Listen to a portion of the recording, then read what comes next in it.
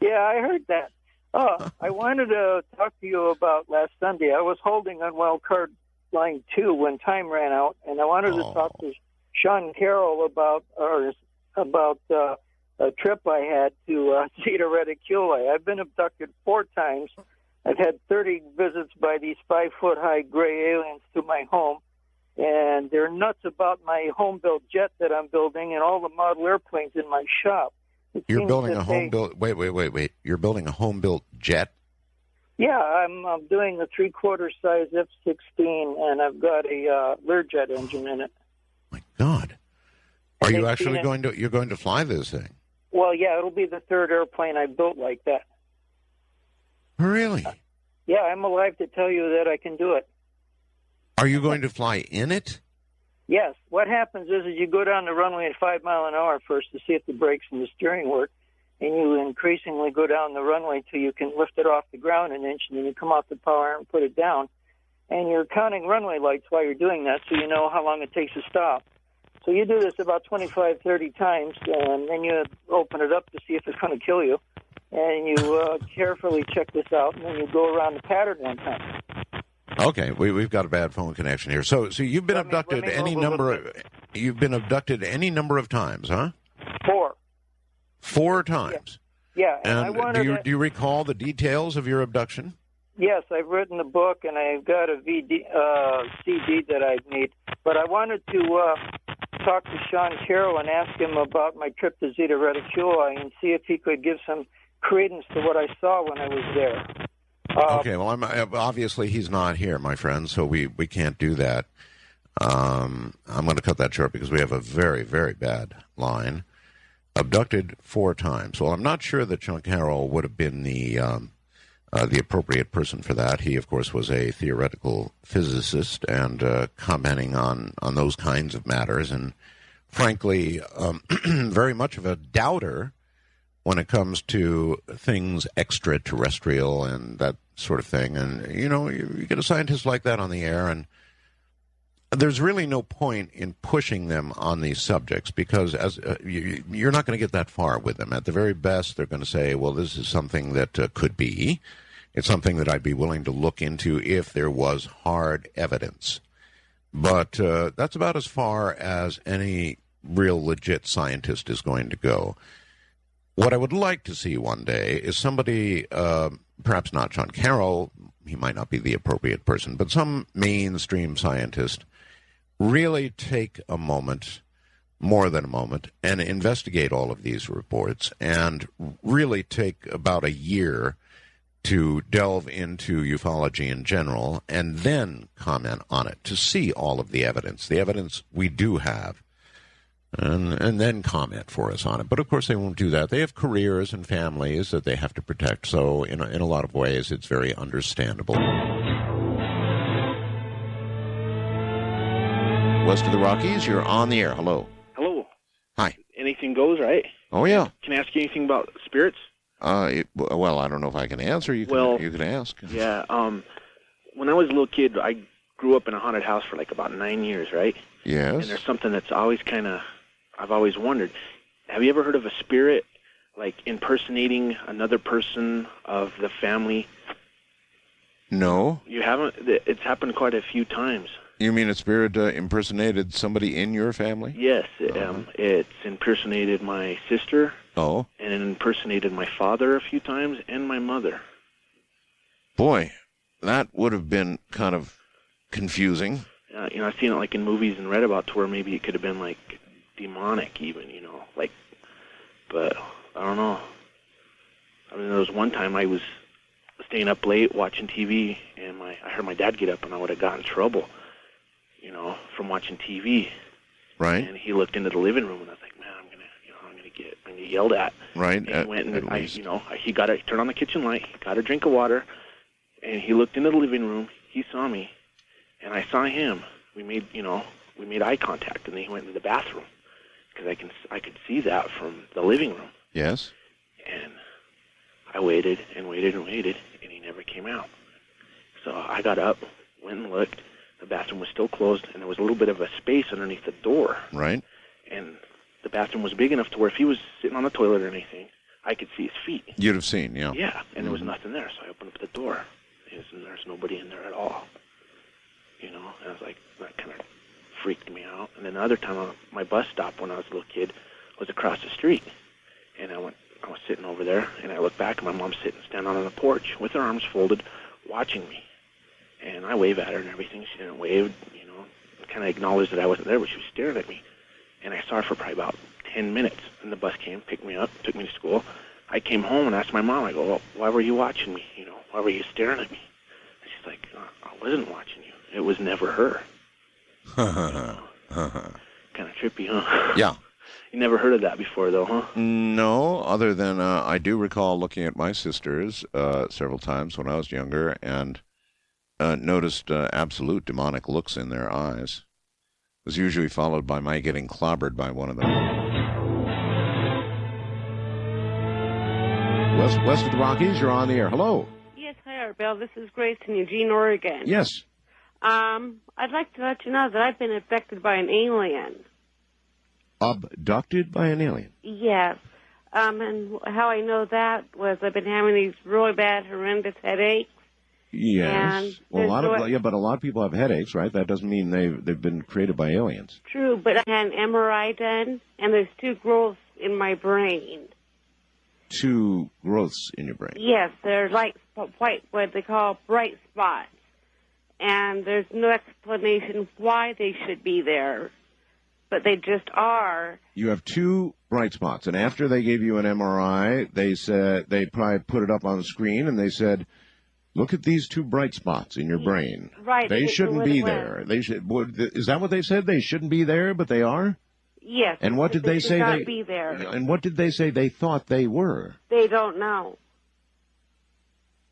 And before I went in to have the MRI done, I was on a ship that had a great big bright light on it, you know, like the operation. Whoa. You were taken aboard a spacecraft? Yes. This wasn't, wait a minute, it wasn't a dream. No. How do you know you were on board a spacecraft? Might seem like a silly question, but did you just suddenly be there, or what?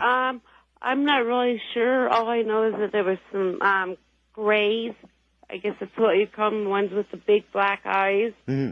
2 notches in the face for the nose, a very small mouth, and... what were you doing? Were you walking down the street? Were you asleep in bed when this happened? I was just laying down in bed, yeah. Laying down in bed. And so you're sure now that you didn't fall asleep and this was some sort of dream. This was real. I'm positive because I was in a lot of pain. Well, I understand. You may have a medical malady, but whether or not it's as a result of, implants put on board your head on board this ship, that's another question. Do you have any evidence that this is what happened to you? The only thing I have as evidence is MRIs for the bright spots are in the brain. Bright spots. Normally somebody would do an MRI on somebody and find bright spots on the brain, would be tempted to take you to a neurosurgeon and... That's who did it. It was a neurosurgeon that did this. Uh-huh. Yes. So, what do you think's going on? Only you know what's in your head. Are you being told to do things? Is there some communication going on? Are you having some effect from whatever it is that's in your brain? Just a lot of pain. A lot of pain? Yes. Well, that doesn't sound too good. No, it's not. It's not fun. All right. So the next time somebody out there wishes for an abduction, they should remember this lady's story. A lot of people have called up saying, "Oh, I wish I'd be abducted. I wish they'd let them take me." Well, how'd you like to end up with a couple of bright spots in your brain and constant headaches? You might want to be very careful about that one. On my government line, you're on the air. Hello. Hello, Mr. Bell. Hello there. How are you tonight? Well, I'm just fine, actually. Um, You're a government agent. I used to be. Used to be. Yes. And, when I pick this up, and I do screen this line to be sure, I have to do that. You said it's a secure line. Yeah. Would you turn your radio off, please? Hold on. Okay. Secure line or not, you still got to turn off your radio. Those are the rules. Very confusing to me, if not the caller. Yes. Okay, good. That's better. So, I had a brief history with the NSA, and I was assigned to a detachment called Griffith Force 1. Griffith Force 1? Yes. There's two of these units, and there's North and South. And I served in the northern group, which is comprised of about 17 people, and a third of them are involved in logistics and communications, and the others are just basically not even necessarily all comprised of Americans. Some of it is international. There's a lot of Europeans, especially a lot of Germans. Out of, as you know, probably the Germans have an Air Force base. Oh, I know. In New Mexico. They do a lot of testing there, and well, that's because we have good desert areas where you can test. Exactly. Of course, what they're testing, I mean, who knows? But what was the mandate, the mission of Griffith Force 1? To become available during rapid assistance for the most part. I really wasn't the brains of the group. A lot of times I wasn't even told what we were doing. Were you a grunt? To some degree, just a foot soldier of the unit. But you put out fires, that kind of thing? Things that occur, like toxic waste spills.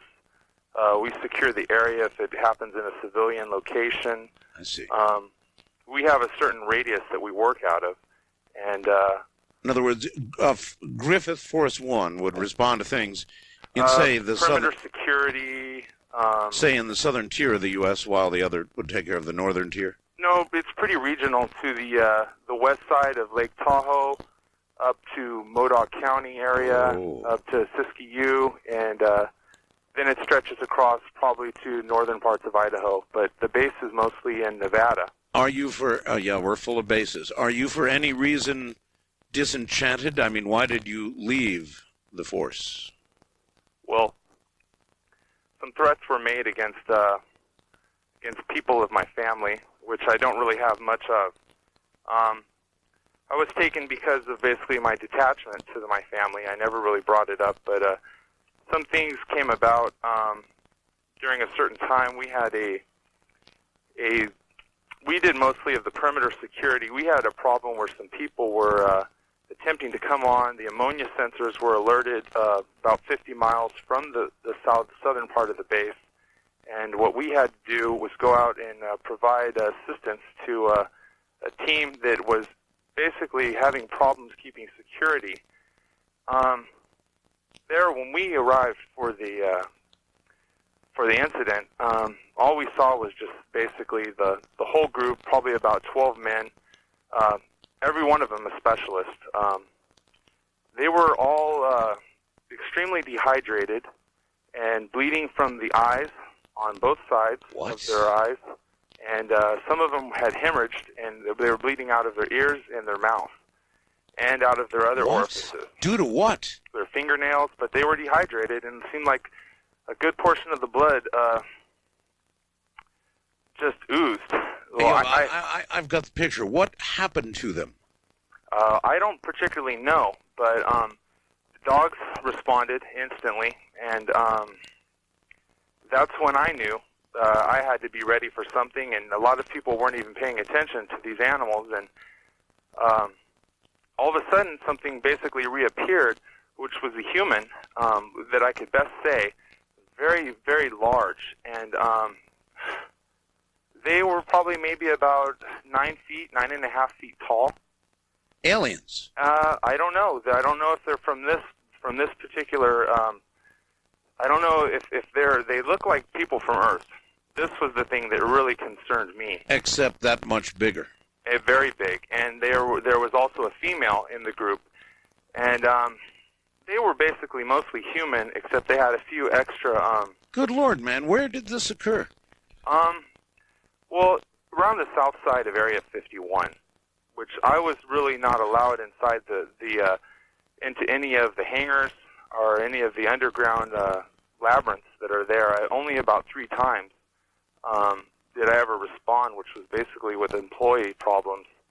But these people were very. I can't. It's hard for me to talk about it. So something terrible happened. It almost seems like a dream because the things that happened to me after I saw this. Okay, yeah, that's where I was going next. And you said your family was threatened. Why? Well, because I took something from the female of the group. I was wearing a very large gold chain with a very large ankh that I had received as a heirloom passed down to me. Right. And I instantly she was looking at me. Once she appeared, they were wearing some kind of black, like cordura, like a nylon. So definitely not any of what we have, but it looks similar to that, kind of like a shiny. Yes. Chemical clothing. Whatever we wear, nylon, but it was really, really pretty, shiny, blackish purple color with silver stripes. Right. On the parts of the limbs, and no real gadgetry. They were basically nude except for this like nylon webbing clothing over them, and they were both very attractive. I would say they were the most attractive humans I'd ever seen. They looked like supermodels, but they were very big. I've got you. Right. Probably from the German base, supers. I don't know. Anyway. They were very exotic. I've got you. All right, so you took something from the female, you said. Well, she took my ankh? She took my necklace from me. Just by it flew right through my my shirt and almost took off my vest. I ripped open my vest it landed on the ground. Yes. And I moved away from it because it was getting like to the point where it was turning white hot, and this was gold, and it was still holding its shape. So she came and picked it up.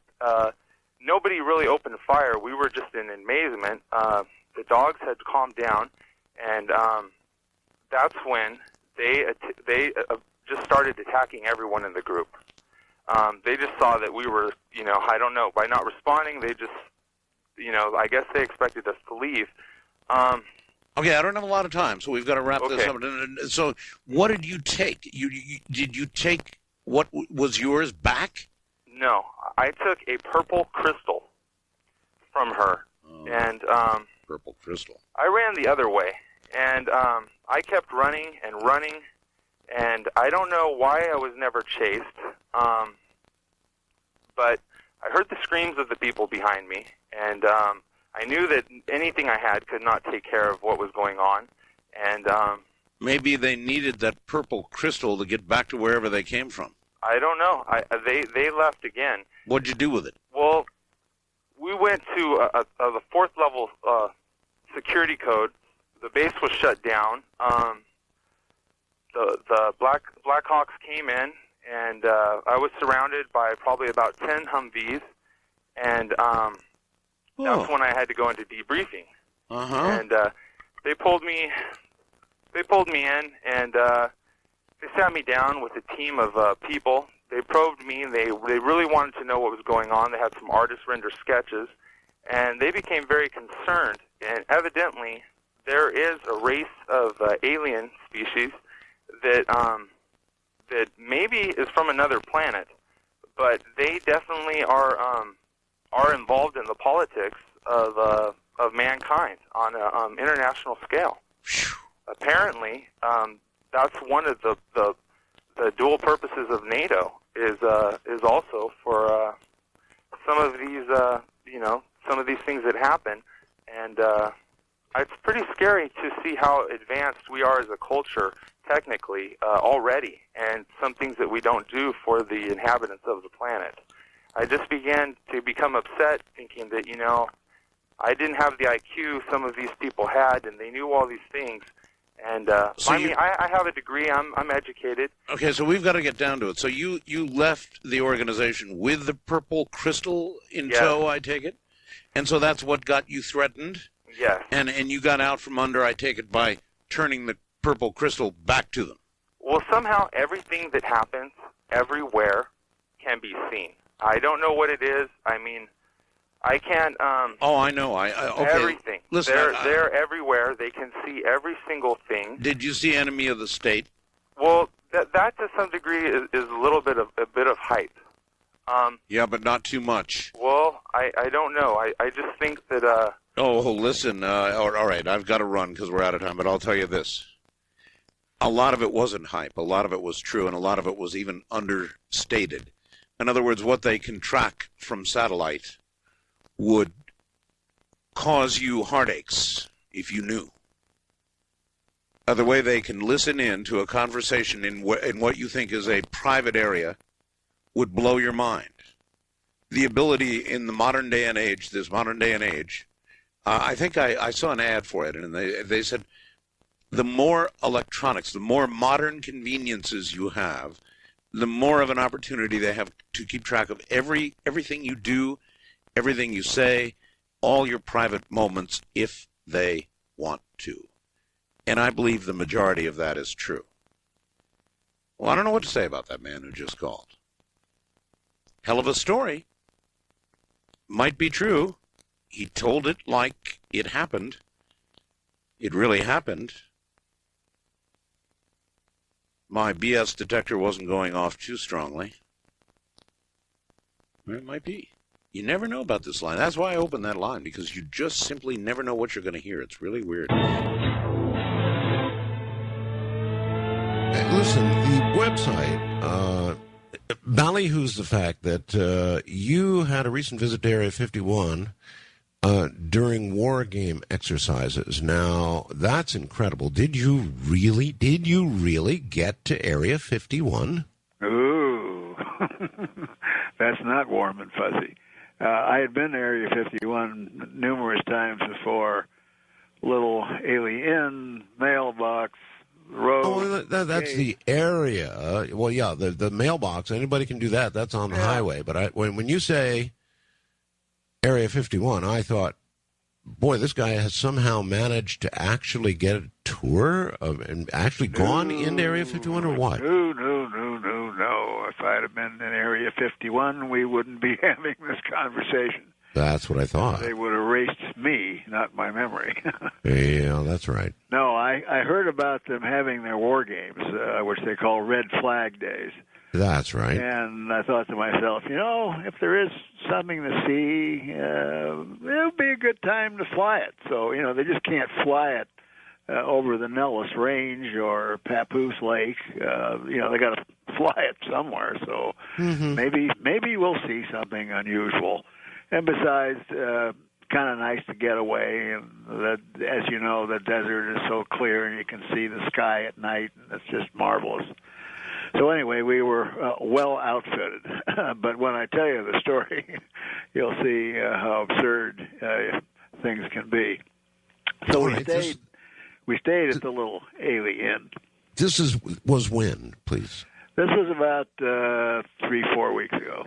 Okay, recently. Yeah, recently. Right. There was four of us, and we drove out there and made a reservation. And we got there late on a Wednesday, and we knew that the temperatures get pretty cold at night, so we brought a lot of gear and gloves and thermoses so we could put hot chocolate and withstand the cold. And we staked out our little road off the extraterrestrial highway, sort of in the boonies there. And as you know, there's not much traffic there to begin with. Right. Interestingly enough, there were 3 Belgian pilots that were staying there also. Really? And they were going to fly the following week. And when they were not flying, they weren't on the base, so they didn't require them to stay there. But they were in constant communication with the satellite phones that they had. So we had some interesting conversations with them also, spoke very good English. But we went out the first night, as I said, with all the gear, and we decided where we were going to go. So we went off on this dirt road, and we got our chairs, and we watched the war games going on at night, which was quite interesting because the jets, the F-16s, fly in formation, and they do various aerial maneuvers, and you can see them strobing, and the afterburners are on constantly.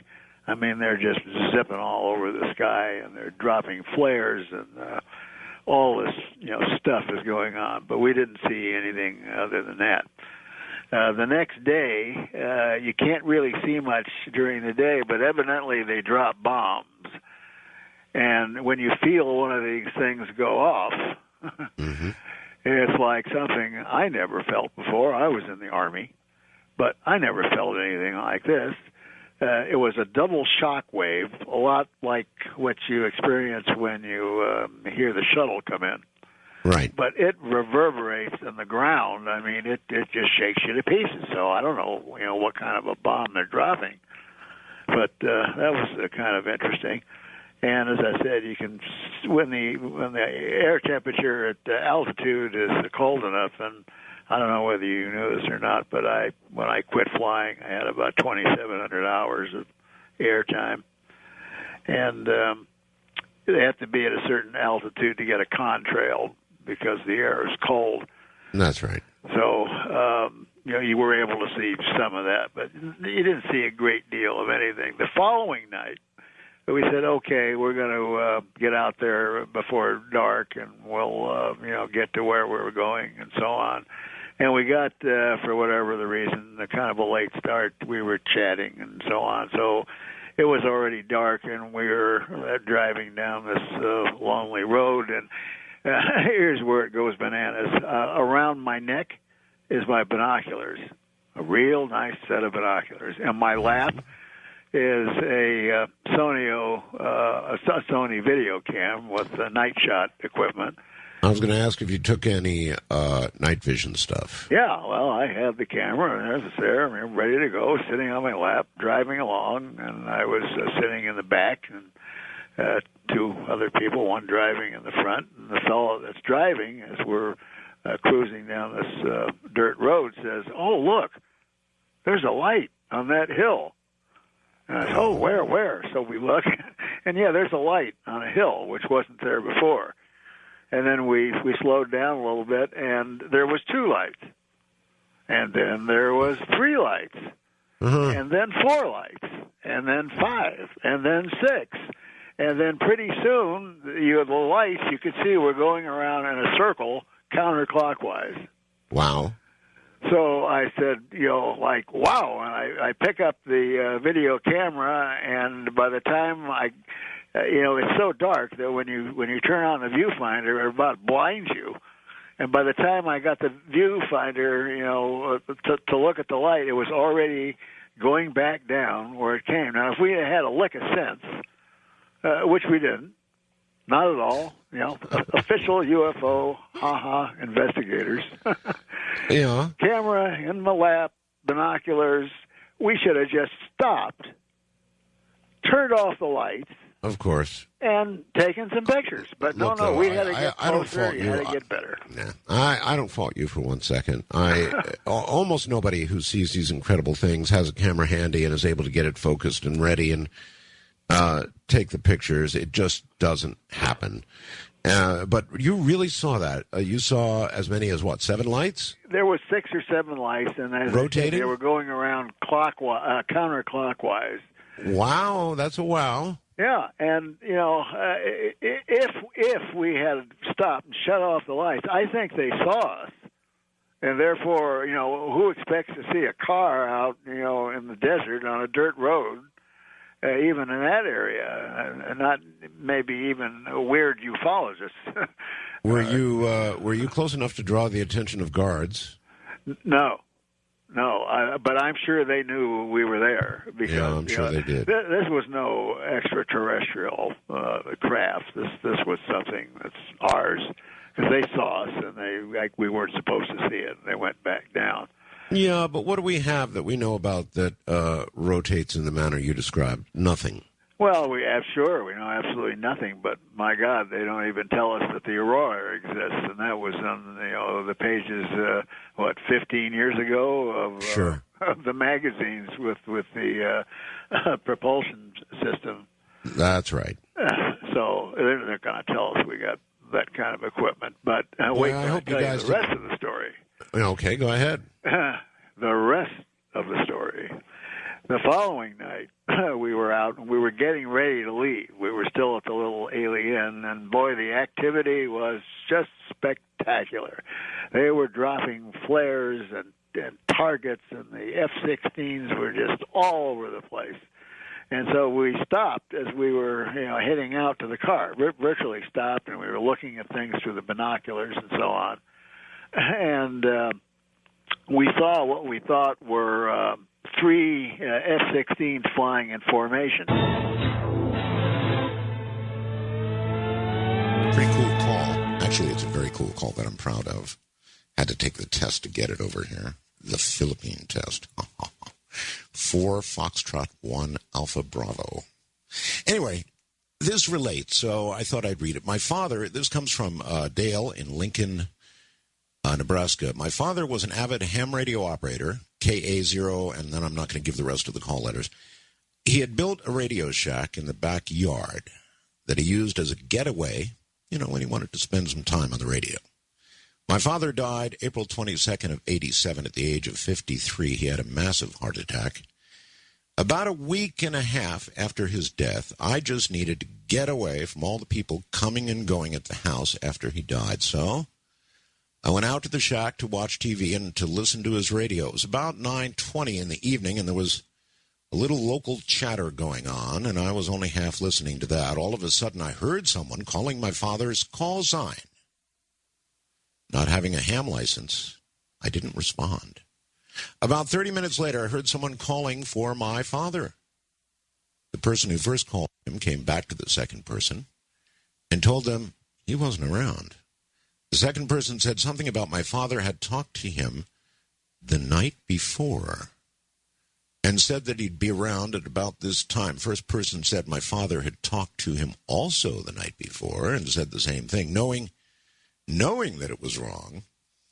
I felt, nevertheless, I needed to let these guys know about my father. I got on the radio and let these guys know my father had died on the 22nd. They talked to me about having talked to my father many times in the last week and how he'd set up times for them to be around.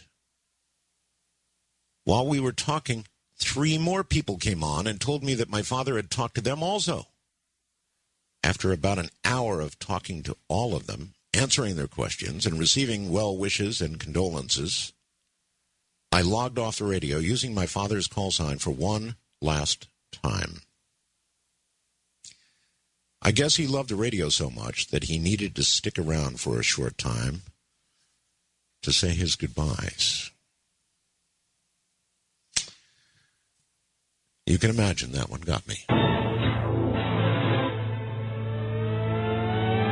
Happy New Millennium. Yeah, it is a new millennium, huh? Do you feel different? I feel a little relieved. I wasn't buying into the whole Gary North gloom and doom end of the world scenario. But, yeah, it didn't end. Pardon me? It didn't end. Actually, to be fair, he never said it was the world. Well, he was getting a little hot and heavy for me. He indeed was. He said, what always worried me more than anything else was the hundreds of thousands of embedded chips. I never could figure out a way around that one. Yeah, this is the Zappa fan from San Diego. Yes. I had a few things I wanted to throw out. Okay. First of all, I just found out 2 weeks after the fact that you had my hero, George Carlin, on your show on my birthday. And, of course, I wasn't listening then. I had George on for 2 hours, and you on missed the 10th of November, I believe. It was absolutely cool. I'm going to have to get that. Yep. I'm going to have to get that on tape. Now, I wanted to just throw 2 unofficial predictions out since I didn't get on prediction night. Well, you're right. They're unofficial. I can't recall. They are unofficial, and I can probably I can already designate them as a bong and a ding. Number one. Oh, really? I think so. I think I can pretty much, I can score them myself. Wow. Number one, Gary North will now have to get a real job, possibly something in the service or hospitality industries. Let him work for a living like the rest of us. Okay. Bong. Number 2. Oh, you're going to bong that one. Huh? I think I'm going to bong that one. All right, number 2. Number 2, not a single member of the Bush family will spend any time in a penitentiary this year. Ding, ding, ding, ding, ding, unfortunately. And this leads me to my closing. Have you heard the news related to George W. and Larry Flint? No. Well, this is not going to be a joke, is it? No, it's not. 2 nights ago, on KOGO here in San Diego, on the Rick Roberts show, yes. Rick Roberts had Larry Flint on his show, and Larry claims to have spent $1 million in an investigation on George W., and he said that he's not really concerned about people's private lives unless they're running for public office and their public statements conflict directly with their private behavior. Then he says he thinks they're fair game. He claims that after $1 million spent on this investigation, he has damning evidence, photographs of George W. in, let us say, compromising positions, and that this is sexual in nature, and that he's going to release this somewhere around August during the Republican National Convention. And I'll close now with, again, maybe a prophetic words from the late Frank Zappa. Maybe it will actually someday in the near future be, good night, Austin, Texas, wherever you are. Well, I don't know. Until you see the photographs, I don't know. What would you advise people out there about Ouija boards? Well, first of all, there are several good books out there. If you're really determined to use one, read the books on it first. The best thing to do is to, one of the most common questions, if you get a negative-oriented spirit, one of the most common questions that it will ask is, can I come in? And never think that it's referring to coming into the room or into your home or whatever. When it's asking that question, it's wanting to come into you. And you always say no. And if you get a question like that, I would suggest that you stop and don't mess with it anymore. Okie dokie. Thank you very much for the call. There are many out there who probably ought not mess around with this kind of thing at all. It's very serious. It's not a joke. A Ouija board is simply an instrument, in my opinion. Now, it may be a particularly powerful instrument, but you can invite these sorts of forces in with or without a Ouija board. And my advice to you is, don't do it. Like an unwelcome in-law coming to visit, it might not leave.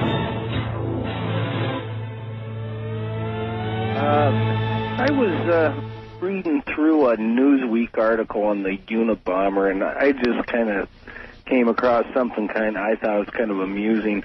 They say they want to try them in California or New Jersey, where you can get the death penalty. Right. I don't know. I guess I think they probably do have their guy, but geez, as far as seeking the death penalty for somebody like this, why not?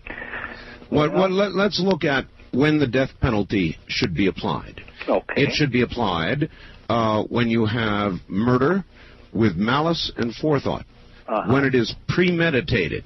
And if there ever was a case of premeditated murder, it is what the Unabomber did. I'm not saying Kaczynski because he is not convicted, but should he be, that is the clearest case of premeditated murder I've ever seen. It's cold-blooded, too. You've probably heard this. And why do we give people the death penalty? Why do we kill them? To prove one thing. That killing people is wrong. No, that isn't why we have the death penalty. Well, that's kind of the way it ends up looking to me. We have it to prove that killing people is wrong. No, I don't think so. I think we have it for a sense of justice. I don't know. It just comes across to me as being a mixed message. All right. Well, I thank you for your call. I've thought long and deeply about the death penalty. And it seems to me that if, under those conditions, you take life, then it is appropriate that your life be taken. I'd rather live under most circumstances, wouldn't you? I've said this before, a life in jail, not perfect, but always at least the hope of escape, the hope of somebody letting you out when you get old and gray. And between now and then, at least you have a life. Watch TV, read books, do whatever you would do in jail. Better than death? I think so. So is death a more serious punishment than life? For me, it would be, right now. I suppose there are some who want to die. You know, they've done something and they want to die. Generally, as a matter of fact, those are about the only ones to which we apply the death penalty. Those who refuse to go through the long series of appeals and all the rest of it.